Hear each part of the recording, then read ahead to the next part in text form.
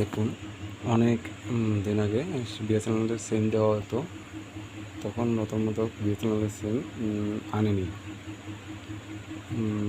এত জানতো বিএসএনএল সিম তারা এতজনের কাছে আছে, কিন্তু সেই বিষয়ে আমাকে ফোনের ব্যবস্থা, যোগাযোগ ব্যবস্থা ছিল না। সে ফোন আনেনি, মোবাইল আনেনি বা ল্যান্ড ফোনও আনেনি বাড়িতে। তারপরে আমি বিএসএনএল সিম যে দেওয়া হয়েছিলো, তখন আমি গিয়েছিলাম। তখন আমি যাওয়ার আগে ফর্ম বদ্ধ করে দেওয়া হয়েছে, তার মধ্যে ইশারা আসে, মানে রথের মধ্যে গিয়ে এটা বিষয়টা তারা ক্ষমতা ছিল, তখন আমি ফর্ম আনতে পারিনি। তারপর অনেক বিষয় দৌড়াদৌড়ি করছে, আমি বলছি যে আমার ফর্ম লাগবে, ফর্ম বা সিম লাগবে, তখন কোনো মতে ইয়ে করছে না। অনেক কষ্টে গিয়ে তখন তারা বলছে, মানে অনেক জায়গায় 3,000, অনেক 4,000, 5,000 এমন বলছে সিম আনতে গেলে, আর ফর্মটার দাম ছিল 100 টাকা। তখন অত টাকা দিচ্ছে। এই সময় সুনির্মল বৈশ্যর ছেলে, ছোটো ছেলে, তার নাম তুতা বৈশ্য, ছোটো ছেলে, তাকে দিয়ে রতমত 1200 টাকা দিয়ে সিম আনানোর ব্যবস্থা। তো এই সুনির্মল বৈশ্য একটা দিলীপ দাসের যে ব্যাপারটা, দিলীপ দাসের লোক একটা দরবার হয়েছিল গীতা মন্ত্রকের, তখন সুনির্মল দাস কত কিছু বকেছে, অনেক কিছু বলেছে। সবটাই নাটক ছিল, সবটাই নাটক ছিল। এটা কোনো তারা লোক দেখান্ত একটা করেছে, মানে এটা একটা করেছে, কিন্তু তা অনেক কিছু বলা হয়েছে। ঠিক আছে, এটা মনে হয় ও সেম আনানোর পরে, মানে সিমটা আনার পরে ঘটনা হয়েছিল। তখন সিমটা খুব অনেক দিন ঘুরিয়ে আমাকে সিমটা আনানো হয়েছে। অনেক দিন হয়েছে আমাকে ঘুরিয়েছে, আজকে না কালকা, এমক না এমক দিনে অনেক ঘুরিয়েছে। তারপর সেটা আবার চলে গেছে কৃষ্ণপুরের দিকে, এবার এখান থেকে আবার তেলেঙ্গা পোস্ট অফিসে পাঠিয়েছে, অনেক দিন লেগেছে। এভাবে সেটাকে দেরি করে এটা দেওয়া হয়েছে আমাকে। তারপরে চিন্তা করুন, কদিন পরে বৈশ্য লাগে বলছে মারপিট, দিলীপ দাস হলে মারপিট হয়েছে, সবটা নাটক সাজানো। কারণ দিলীপ দাসের সারা দিয়ে তো আমাকে জামিনে আছে, যে কেসটা রাজমোহন দাস, তার দিলীপ দাস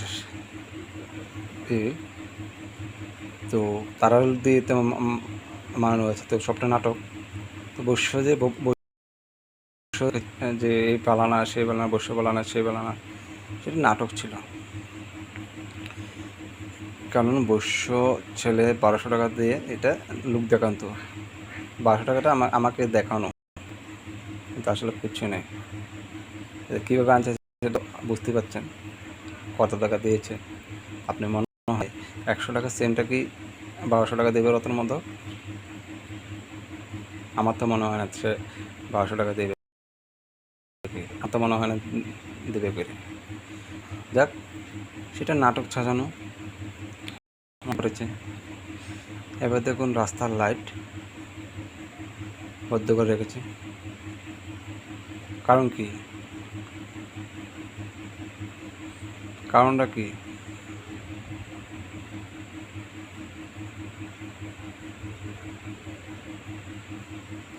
রাস্তার লাইট বন্ধ করার কারণটা কি? মনে করুন আমাকে মারপিট করবে, বা কেউ আসে না দেখতে পারে, বা কোনো রিপোর্টারও না দেখতে পারে, বা কোনো একটা অন্ধকারের ভিতরে কেউ না গিয়ে কিছু করতে পারে, তার জন্য লাইটটা নষ্ট করা বা যাই করা বন্ধ করা হয়েছে। সেটা হলো তাদের উদ্দেশ্য। এরপরে দেখুন, আমার যে হাফ প্যান্ট একটা ইচ্ছাকৃতভাবে ডুলা করে রেখেছে। আগে চেনগুলো নষ্ট করেছে, এখন এটা ডুলা করে রেখেছে।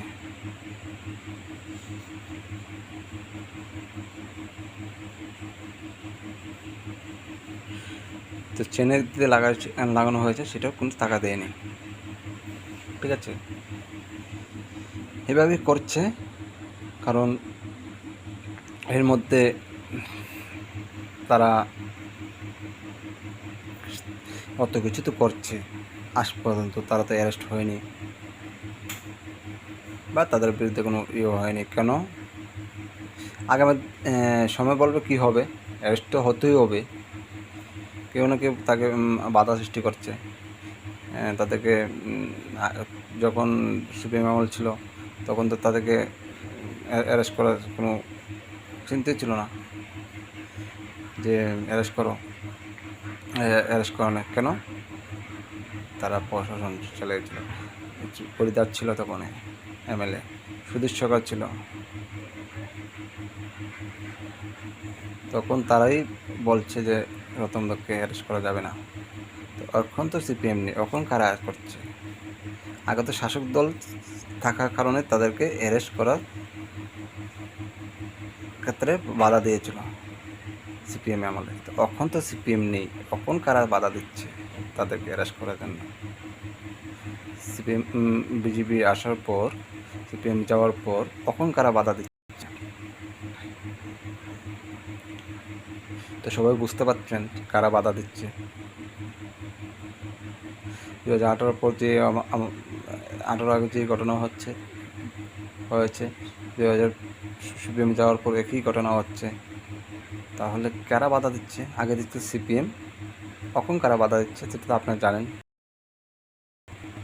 তো এইভাবে আবার যে আছে অনাথ চৌধুরী, তার ছেলে আমি যেন যাই সে এখানে যায় না, আমার লগ লগ কিসের জন্য? কে আমার লগে কথা বলে, কে আমার সঙ্গে কী কথা বলে, কে আমার বন্ধু কোনো কোনো ছেলে বা বন্ধুর সঙ্গে যদি কেউ সঙ্গে স্কুল লাইফে যারা যারা লাগে পরিচিত তাদের সঙ্গে কথা বলে কি না, কী কথা বলি, সব কিছু এই অনাথ চৌধুরীর ছেলে খবর টবর রতমদের কাছে পৌঁছাচ্ছে। চৌধুরীর লগেই থাকে অনাথ চৌধুরী, সে মনে পেথোলজির মধ্যে থাকে, যে পেথোলজি থাকে সে কীভাবে রাউন্ড খবর পৌঁছাচ্ছে। তার কারণ কি? মানে আমাকে সিপিএমে নেওয়ার জন্য। তো আমাকে সিপিএমে কারা কারা যাওয়ার জন্য বলেছিল, আগামী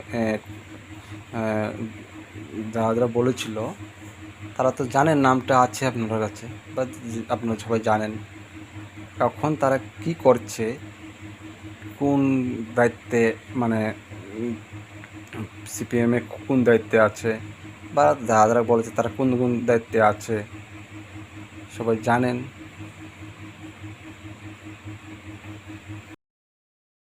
যারা যারা আমাকে সিপিএমে যাওয়ার জন্য বলেছিল, আগেও হোক পরে হোক, যারা বলছিল তারা এখন কী দায়িত্ব আছে সবাই জানেন। তো এভাবে হচ্ছে, এবং আমাকে প্রত্যেক কোনো কাজে বাধা সৃষ্টি করছে। কোনাতে আমাকে, যেমন খোকন দেবনাথের ছেলে, তারই শালা পোস্ট অফিসে কীভাবে চাকরি পায়, পোস্ট অফিসে কীভাবে চাকরি পায় সে তো রতন মধ্যে আত্মীয়, সে কীভাবে পোস্ট অফিসে চাকরি পায় বা পোস্ট অফিসে কীভাবে সে এরকম চাকরি করতে পারে? পোস্ট অফিসে যাইতে লেমনাতে তখন দেখে হ্যাঁ পোস্ট অফিসে গিয়ে থাকে, তখন সে পোস্ট অফিসে কীভাবে পায়?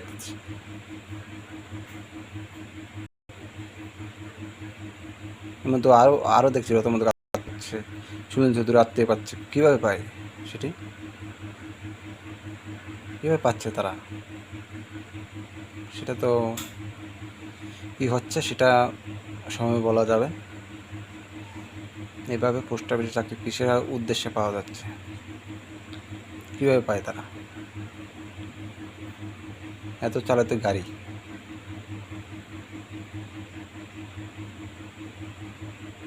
তারা দুই ভাই গাড়ি চালাতো, আমাকে পাগলান্তে নেওয়া হয়েছিল সেই যে ভাই গাড়ি চালায়। তো বুঝতেই পারছেন কীভাবে আমাকে ইয়ে করছিল। হলো যারা সিপিএম নেওয়ার জন্য ইয়ে করছিল। যাক, সেটা আগামী দিন মানে সময় বলবে কী হবে। তো আমি এই কথাই বলবো, প্রশাসন তাদের বিরুদ্ধে ব্যবস্থা নেওয়ার জন্য, এবং যে প্যান্টগুলো আমাকে নষ্ট করছে, হাফ প্যান্টগুলো নষ্ট করছে, চেনগুলো নষ্ট করছে, তার অতি সত্ত্বর তাদের ব্যবস্থা নিয়ে অ্যারেস্ট করার জন্য আমি আবেদন জানাচ্ছি। এবং তারা প্রত্যেক দিন এইভাবে করছে এবং একটা না একটা কিছু তারা করছে,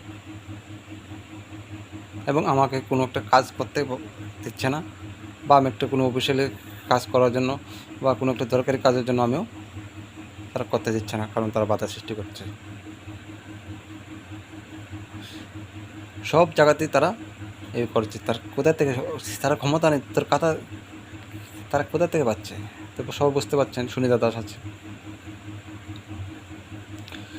আমি এই কথাই বলবো, রতন মোদককে অতি সত্ত্বর এবং গীতা মোদক সমস্তকে অতি সত্ত্বর অ্যারেস্ট করার জন্য আমি প্রশাসনের কাছে আমি আবেদন জানাচ্ছি।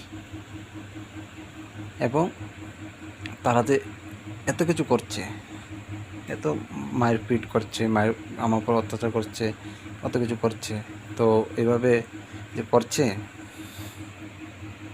তো তাদেরকে কি 4 বছর প্রয়োগ হয়েছে সরকার আসার পর, এখনও তারা অ্যারেস্ট হয়নি। মানে সরকার আসা বলতে তারা সিপিএম চলে গেছে,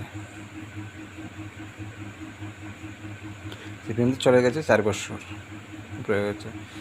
4 বছর হয়ে গেছে, সরকার পরিবর্তন হয়েছে, মানে সিপিএম চলে গেছে। তো এখন কেন 4 বছরের মধ্যে কখনো অ্যারেস্ট হয়নি, সেটা সময় বলবে। আমি আবারও প্রশাসনের কাছে আবেদন জানাচ্ছি যেন তাদেরকে অ্যারেস্ট করার জন্য আমি আবেদন জানাচ্ছি।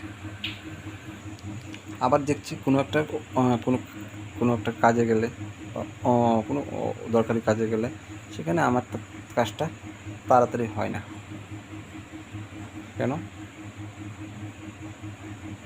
কেন তাড়াতাড়ি হয় না? কিসের কারণে অত তাড়াতাড়ি হয় না? অন্য একটা পট করে হয়ে যায়, গেলে কাজটা হয়ে যায়। কেন আমার কাজটা আমার একটা কোনো দরকারি কাজে গেলে দেরিতে হয়? অনেক কাজ আছে যে আমার কাজটা তাড়াতাড়ি করতে চায় না। কেন? কেউ বা কারা এটার ভিতরে বলে দিচ্ছে আমার তো যে কোনো ব্যাপারে এই কাজটা তাড়াতাড়ি করবে না। এটা তো আছে, রতমত তো আছে, সিপিএমএল করেছিল। তো আমি এই কথাই বলবো, প্রশাসন সে বিষয়ে দেখে তাদের বিরুদ্ধে ব্যবস্থা নেওয়ার জন্য আমি আবেদন জানাচ্ছি। জয় হিন্দ।